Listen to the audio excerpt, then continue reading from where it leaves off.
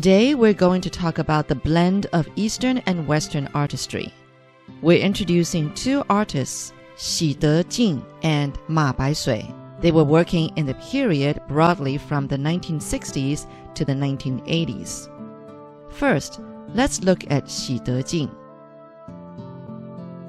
He came from Sichuan province in China. He came to Taiwan in 1948. His work had far-reaching effects on the art scene in Taiwan. Xi studied at the Chengdu Arts College. But after coming to Taiwan, he experimented a lot with his artistic expression. Those changes all took root in Taiwan. His paintings included portraits and sketches of human figures.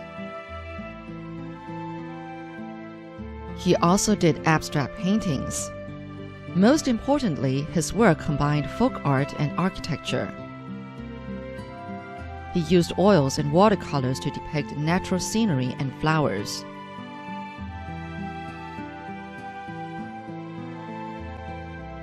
This is an outstanding piece from his later years. Xi could paint beautiful depictions of Taiwan scenery, as well as pioneering a local art style. Let's look at these two paintings by Xi at the Taipei Fine Arts Museum. One is Idly Sitting, completed in 1957, and the other is Smoking Pipes from 1976. First, Idly Sitting. Several men are seen sitting leisurely on benches. What is special about this work? Xi often used bold, dark lines to outline the figures.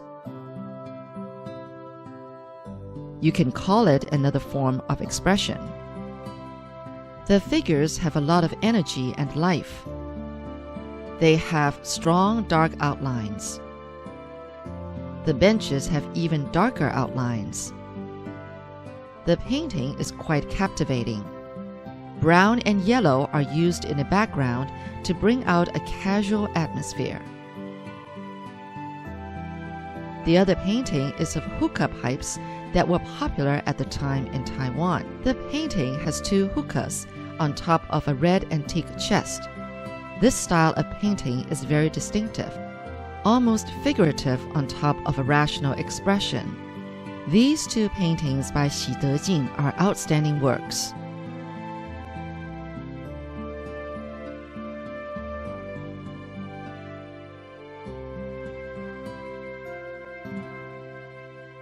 Next, let's turn to Pai-sui. Ma was not only an artist, but also a very successful teacher of art. As early as 1948, Ma held his first exhibition of watercolor art in Shanghai. He became well known in the art world. In the same year, he started sketching travels in Taiwan. He exhibited his nature sketches at Taipei's Zhongshan Hall. In the 60s, Ma began to apply his own methods of lines and colors,